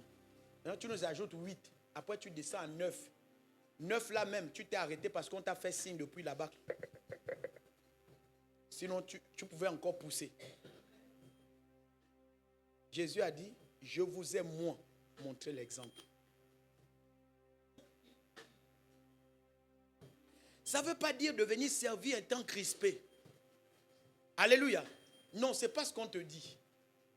Mais on te dit, comme c'est structuré là, tu dois faire comme ça. On n'a pas dit, écoute le temps. Mais on a dit, fais comme on te demande de faire. Il y a une différence entre écourter le temps. C'est-à-dire que tu es dans le pardon. Tu peux prendre ton temps pour qu'on prie. Tu sens que le Saint-Esprit te pousse à ce que nous puissions prier vraiment pour le combat. Par exemple, on est dans le combat, par exemple. Le Saint-Esprit te pousse, d'accord? Tu peux pousser des gens à prier même 10, 20, 15 minutes selon que le Saint-Esprit t'a poussé. Est-ce que vous comprenez? Ça ne veut pas dire que on ne te demande pas d'être crispé pour dire que, comme on a dit que non, le pardon, je dois vite faire 2 minutes, 2 secondes. Non, ce n'est pas ce qu'on te demande de faire. On te dit, quand tu es au pardon, parle du pardon. Amen. Quand tu es au pardon, parle du pardon. Quand on te parle du combat, parle du combat. C'est ce qu'on veut te faire comprendre. On ne veut pas bloquer ton esprit. Non, ton esprit peut être libre de travailler, mais respecter ce que tu es en train de faire au moment où tu es en train de le faire. Et ne pas mélanger n'importe quoi. Dans le service, on est discipliné. C'est la discipline qui est au centre du service. Parce que ici, la discipline nous permet de glorifier Dieu. N'oubliez jamais, on sert parce que nous voulons glorifier Dieu et répondre à un besoin. La discipline te permet de faire exactement comme Dieu veut. Et Jésus l'a fait. Jésus sentait la douleur au jardin de Gethsemane. Il pleurait le sang, il a dit, que ta volonté, que ta volonté. Je veux bien faire comme moi je veux. Mais il y a quelque chose qui surpasse ce que je suis en train de faire. Ta volonté. Alors que ta volonté se fasse. Il savait comment il devait être flagellé. Il a vu le film avant même le début du film. Il a vu la fin du film avant même le début du film. Il savait comment ça allait finir. Il voulait bien faire autrement. Mais il est soumis à une volonté du ciel. Et il a dit, je vous ai montré l'exemple. Bien que je sois Dieu, mais ce qu'on a fait comme réunion dans le ciel là-bas avant que je ne vienne sur la terre, c'est ça là. Et c'est ce que je dois faire exactement. Alléluia. Je suis tellement discipliné à ce niveau. Souvent, j'ai des problèmes avec mes amis pasteurs. Quelqu'un m'invite dans son église, il me dit, tu viens pour prêcher. Je viens, je prêche. Quand je termine, je dépose au micro. Mais Joe, il fallait prier. Je dis, tu ne m'as pas demandé de prier. Tu m'as dit, prêche. Est-ce que tu comprends? Tu m'as dit, prêche. Donc, je prêche. Tu ne m'as pas demandé de venir prier. Parce que quand je vais commencer à prier, tu vas dire que, oh non, et pourtant, on l'a seulement demandé de prêcher. Je suis tellement ordonné à ce niveau. Donc, je viens prêcher dans ton église. Tu ne m'as pas dit que, frère, quand tu finis là, il faut faire l'appel des enveloppes. Je ne ferai pas. Pour te faire plaisir. Parce que je vais faire l'appel, tu vas commencer à me condamner. Pour me dire que, il est venu prendre les enveloppes. Non, je fais exactement ce que tu m'as demandé de faire. Alléluia. Non, je ne vais pas déborder, ni de mon temps, ni de ce que tu m'as demandé de venir faire. Je ne vais jamais déborder. Alléluia. Et donc, c'est ce que vous devez appliquer chez vous. Dans le service, c'est ce que vous devez appliquer. C'est ce que vous devez appliquer. Vous devez l'appliquer. Vous devez l'appliquer. Donne-moi bon amen. Ceux qui répondent à côté. Deuxième catégorie. Troisième catégorie. Ceux qui répondent selon leur cœur.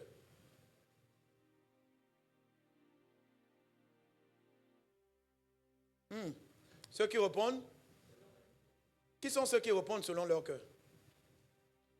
C'est-à-dire que la catégorie de ceux qui répondent selon leur cœur sont ceux qui viennent servir Dieu par rapport à des conditions.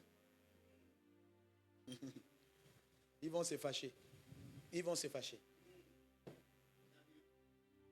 Non, je vais laisser le côté là. Amen. Amen. Ceux qui viennent servir Dieu, par quoi? Selon leur... Donc, ils ont les conditions. Ils ont les conditions. je sers, je gagne quoi?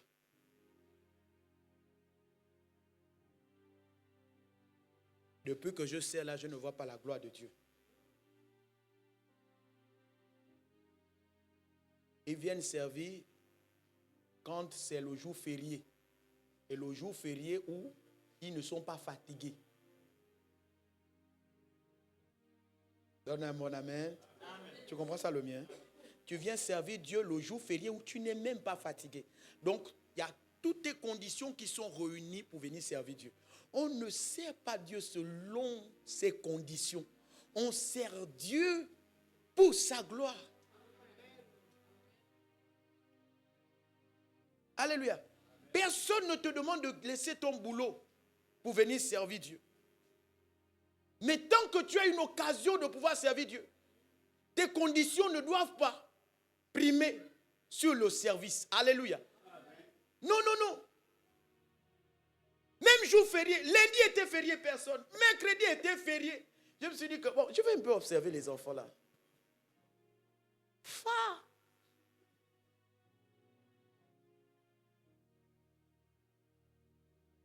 J'ai dit, waouh.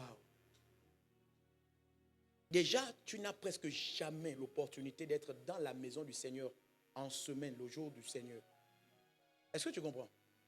Maintenant, Dieu te permet d'avoir la grâce où le jour du culte d'enseignement, c'est quand même férié. Mais malgré que c'est férié, toi, tu trouves encore que tu es un peu fatigué pour être là. Que tu peux te reposer. Ceux qui servent Dieu avec leur cœur. Selon leur cœur. Selon leur cœur. Tu sers Dieu selon ton cœur. C'est-à-dire que si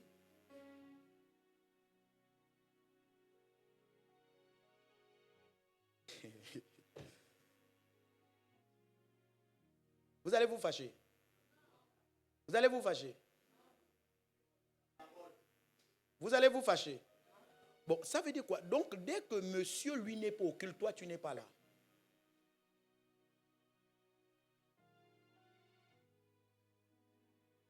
Ok, bon, monsieur, on sait qu'il allait en mission.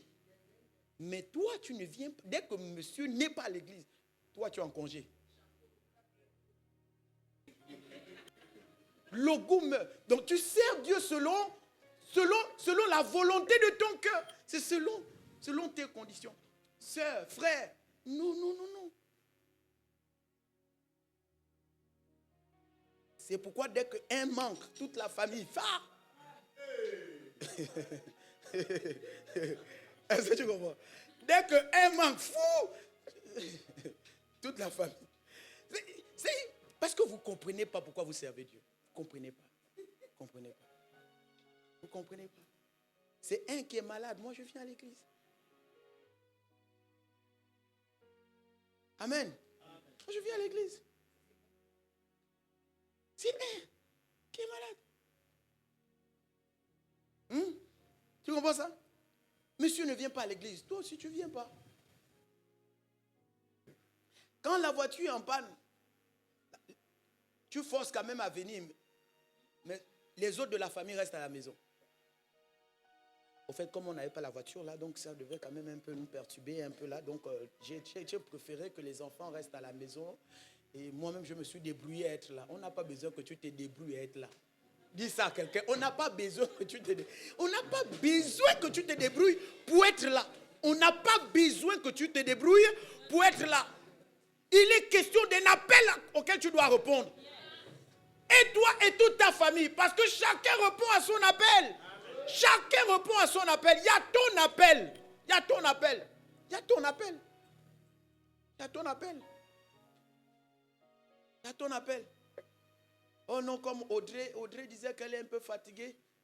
Donc, moi, Lise, je préfère rester d'abord. Et puis, on va voir ça vendredi prochain. Comment tu fais ça comment vendredi prochain? Bon, quand le service là qui fait ça à ta place. Parce que Audrey a son service, Lise a son service. Est-ce que tu comprends? Bon, ok, Audrey n'est pas disponible. Mais toi, tu es disponible. Viens faire ton service. Amen. Viens faire ton service. L'évangéliste n'est pas disponible. D'accord, on comprend. Mais toi, tu as l'écharpe à nous mettre. Maintenant, tu ne viens pas. Les gens quittent de là frustrés. Moi, mon anniversaire, on ne m'avait pas mis l'écharpe. Parce que toi, tu n'étais pas là. Est-ce que tu comprends ça? Donc, il y a des gens même qui quittent l'église frustrés juste à cause de l'écharpe. Des joyeux anniversaires que tu n'as pas mis. Juste parce que tu as dit que bon, comme monsieur n'est pas là, je reste d'abord à la maison. Chacun a son service. Chacun a son service. Chacun a son service. Tu as ton appel, j'ai mon appel. Je réponds à mon appel. Je ne réponds pas à l'appel de mon épouse. Non, non, non. Chacun répond à son appel. Chacun répond à son appel. Tu veux que je te dise quelque chose? Dieu n'a pas dit Adam et Ève, où êtes-vous? Il a dit Adam. Parce que c'est à toi que j'ai remis le service. Ils étaient les deux cachés. Mais on a dit Adam, où es-tu? Parce que celui à qui on a remis le service, c'était Adam. Et on l'appelle par rapport au service. C'est pas parce qu'on le cherchait.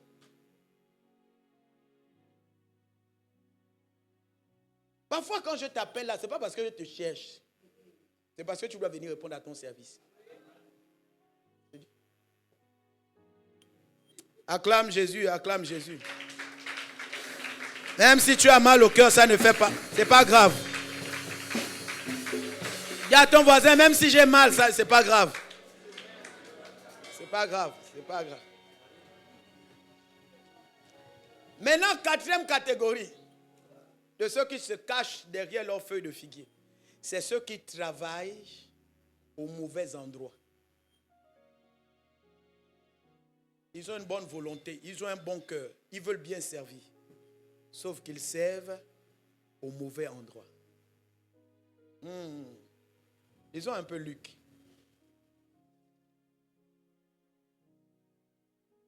Luc 14. À partir de son verset 8. Il dit, lorsque tu seras invité par quelqu'un à des noces, ne te mets pas à la première place, de peur qu'il n'y ait parmi les invités une personne plus considérable que toi. Est-ce que tu comprends ça? Et que celui qui vous a invité, l'un et l'autre ne viennent te dire, cède la place à cette personne-là. Tu aurais alors honte d'aller occuper la dernière place. Mais lorsque tu seras invité, va te mettre à la dernière place, afin que quand celui qui t'a invité viendra, il te dise, mon ami, monte plus haut. Alors cela te fera honneur devant tous ceux qui seront à table avec toi. Amen. Amen. Au fait, c'est une catégorie à l'église. C'est une catégorie à l'église. Eux, c'est les qui? Dieu t'explique. Hein? Tu lui mets modérateur. Dis, papa, moi, j'ai accepté le Seigneur en 2008. Hein. Et là où je priais, j'étais déjà prédicateur. Donc, modérateur, là, c'est le petit niveau. Donne-moi un mercredi. Donne-moi un mercredi. Papa, je te dis, donne-moi ce même mercredi.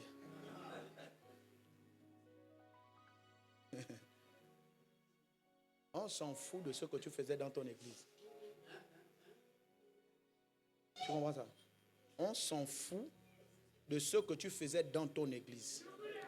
Dès que tu viens ici, on te soumet à ce que nous, on trouve bon pour toi.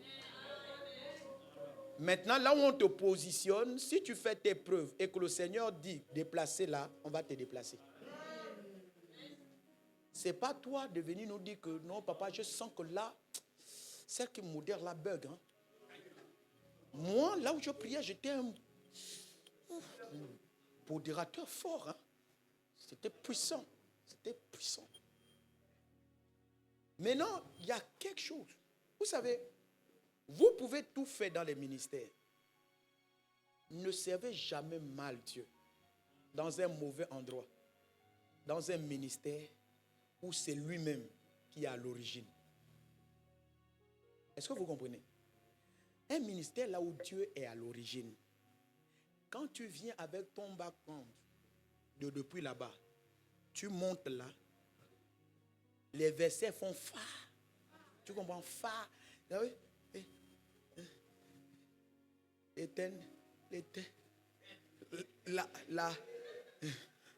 Les fa,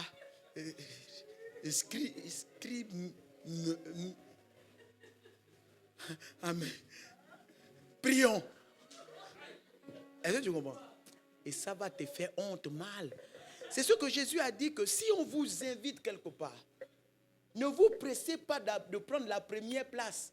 Parce que si tu occupes une place que tu ne devais pas occuper, si on te dit quitte, tu auras honte devant les autres.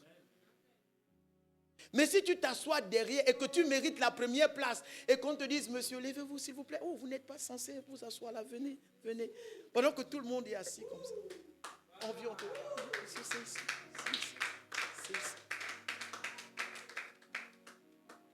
ne prends jamais la place qu'on ne t'a pas donnée.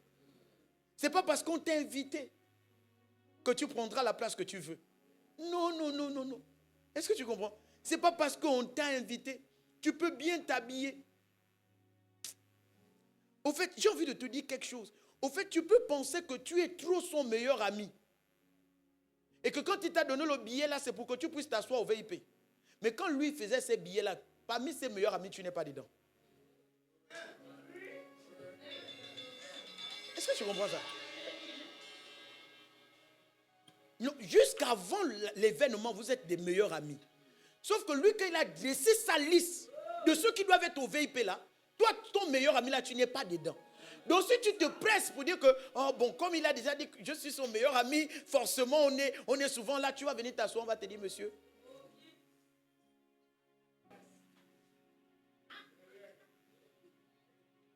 Et tu te lèves, bizarrement tu es avec ton épouse.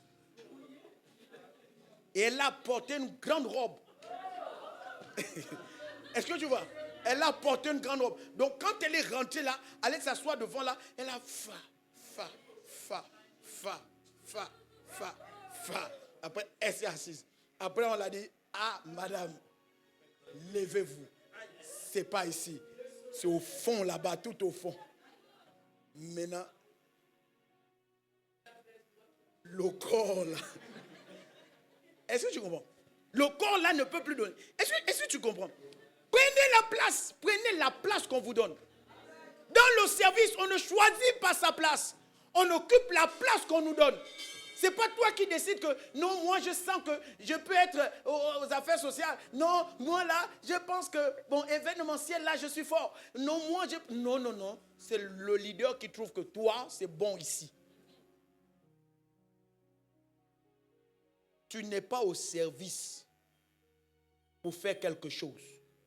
Tu es au service pour répondre à un besoin. Amen. Quelqu'un me donne un bon amen. Voilà donc les 4 catégories des personnes qui choisissent de se cacher derrière leur feuille de figuier. J'ai voulu te parler de ces choses pour que tu puisses comprendre dans quoi le Seigneur nous embarque. Il nous parle de service parce que nous sommes dans ce temps où les fondations de ce ministère sont en train d'être posées. Où chacun de nous devrait trouver sa place en répondant à l'appel. Et faire exactement comme le Seigneur le souhaite. Ceux qui ne répondent pas à l'appel,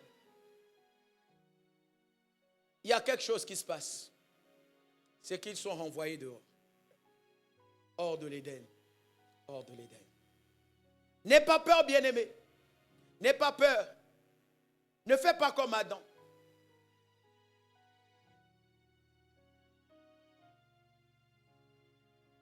Ne fais pas comme Adam. Ne parle pas de ta nudité. Le Seigneur savait qu'Adam et Ève étaient nus. Alléluia. Il a même trouvé que porter les feuilles de figue n'était pas bon pour eux. Et il a fait une autre tenue. Il pouvait le faire avant le péché. Mais il dit le revêtement se passe. Le Seigneur avait prévu qu'il soit habillé. Tu sais ça? Le Seigneur avait prévu qu'il soit habillé.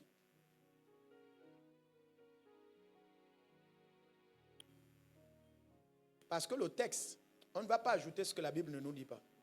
Dans le texte, on n'a pas dit l'Éternel a tué une bête. On n'a pas dit qu'il a enlevé la peau d'une bête. On a dit qu'il prit la peau d'une bête. Ça veut dire que c'était déjà prévu. C'était déjà dans la garde-robe. Mais il a voulu juste les amener à comprendre que servez d'abord étant nus, avec vos défauts, avec vos faiblesses. La peau qui est réservée, je vais vous habiller plus tard. Dieu veut t'habiller. Il veut te rendre grand. Mais à condition que tu le serves comme il le veut. Quand tu vas commencer à comprendre ces choses, Dieu va t'habiller. Il va habiller ta famille. Il va habiller ta carrière professionnelle. Il va habiller ton commerce. Il va habiller ton foyer. Il va habiller même ceux de ta famille parce qu'ils en ont besoin. Au fait, le vêtement dont ils ont besoin est retardé à cause de toi qui n'es pas encore au service. Alors prends la décision aujourd'hui de répondre à l'appel. Acclame Jésus et lève-toi. Lève-toi, nous allons prier. Alléluia. Hosanna. Hosanna. Hosanna au plus haut des cieux.